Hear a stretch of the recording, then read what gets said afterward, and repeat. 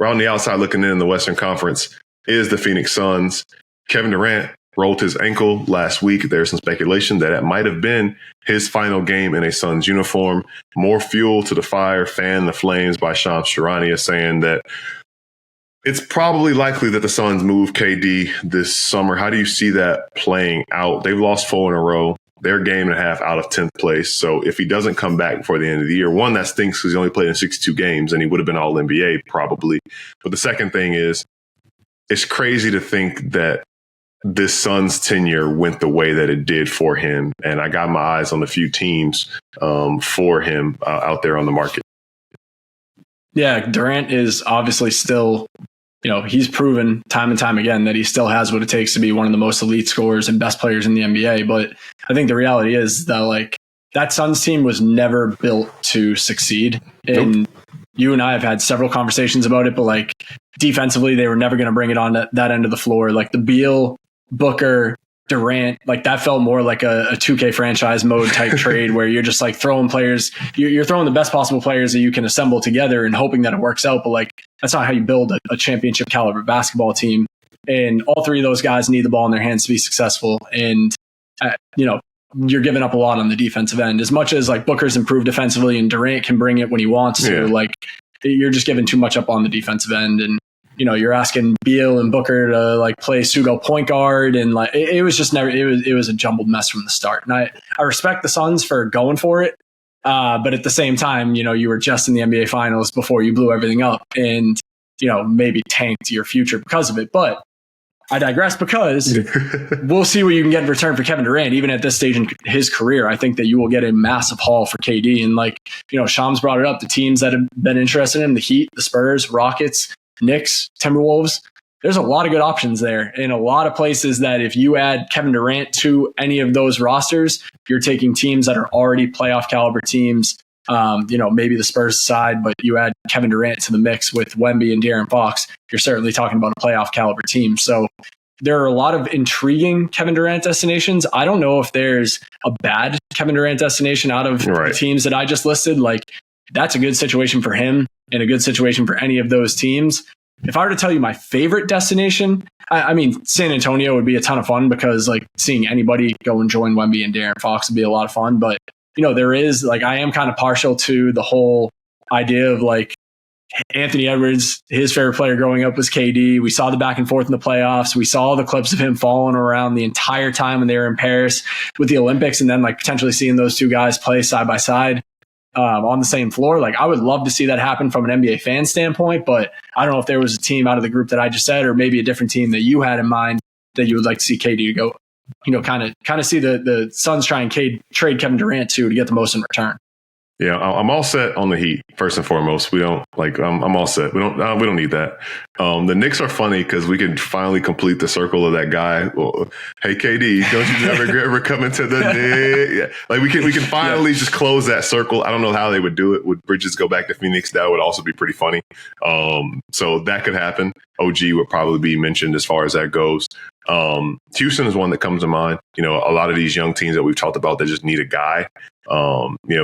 They have the tools to maybe make it happen. Fred VanVleet's expiring contract, a lot of picks, things of that nature. I know Brooklyn, we're going to hear Brooklyn mentioned with a lot of these guys. I think I saw something about Brooklyn being interested in Giannis. Would there be a reunion in store there? Probably feels far-fetched. But when it comes down to it, Houston really does come to mind more than anything. I feel like he and Ime Udoka, have a little connection from Ime Udoka's time in Brooklyn. I think we said so much about, man, this Houston team would be so fun if they had a guy. So that one kind of stands out to me. I think that kind of leans into what we've been talking about, and what they could do that propels them to being a really scary contender, depending on who they part ways with. But I really don't think it matters. And to the point you said, Kevin Durant just plays basketball the way that it is meant to be played, right? He shoots the ball well, he passes the ball well, he rebounds well, he defends well, and all these things that he does, he fits in any system. And that's why the Golden State thing worked so well, because they had so many all-time greats on their team, but also because he put everything aside and just played basketball the right way.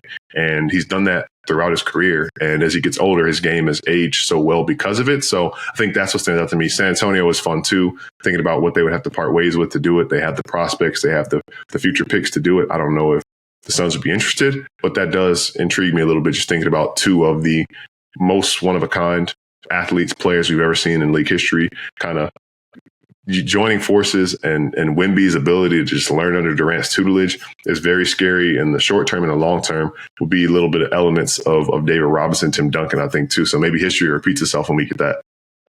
Yeah, dude, I think I agree with you that the Rockets would benefit the most, or their ceiling would jump the highest if Durant were to go to Houston, because, I mean, we talked about it at the trade deadline. Like, even a homecoming with Jimmy, I think, would have made a massive difference for this team this year. I think one of my favorite stats that I've seen this year is they are like 14-1 when Jalen Green scores 30 points. And it's like, when he's that guy and they need that guy, when he's that guy, that's a really dangerous team. And like, part of what makes them so dangerous is that some nights it's Jalen, some nights it's Amen Thompson, some nights it's Alperen Sengun, some nights it's Fred VanVleet. Like, Jabari Smith Jr. is playing well off the bench since he came back from injury. But like, when push comes to shove in the playoffs, you've got to have the guy.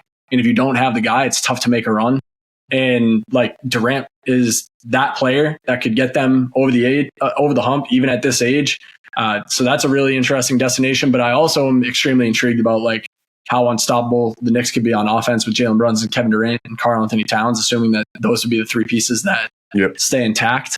And then obviously like Minnesota, like if they're going to hold on to Rudy Gobert, I would have to assume that Julius Randle would probably have to be a part of that trade that would send him out of Minnesota. But like, Anthony Edwards, Kevin Durant, and Rudy Gobert is also a very intriguing trio, in my opinion, as well. So I would agree with you that Houston's ceiling would raise the highest from acquiring KD, but also like, look at Tyler Herro and Bam Adebayo in Miami. Like, as much as like, it doesn't feel like they deserve to have a superstar like that fall into their lap, like, that's an interesting destination as well. And I think that's what's been so fun about like, I understand that like, it might not necessarily be good for the NBA, the way that like KD is bounced around. I know a lot of people like feel some type of way about it, but like every stop that he's had, it's been, a drama filled, like headline creating, like it's almost like a bad car accident. Like, you just can't look away. Yeah. And like, I'm not saying that that's what this situation or this iteration of like him moving to a different team would be, but it would at least be like that bomb of an offseason, kind of shams bomb, I guess we're going to call it, that would all of a sudden, kind of just shake up the entire league again and really shake up whatever conference he goes to. Yeah. And it's funny too, because I'd actually would go out and venture to say that it also has a similar impact on the Knicks ceiling than it would on Houston, just because New York is capped right now. Like, we've seen it this year. It's all fun. Y'all going to be third in the Eastern Conference, but you're not on the same tier as the Celtics and the Cavs. And that is what it is. And we're accepting that as fact. And if they were to run it back the same way they did it this year, we would have the exact same thought. So they have to shake something up. I think they have a pretty clear limit on their ceiling. And I think that has just having him unlocks things. And I'm not going to get into the Becky Hammond 1A situation with Jalen Brunson. I don't know. I'm not even that guy. But I do think that it would help to have Kevin, like that trio right there. It would be any of those three guys at any point in time when you need to bucket down the stretch.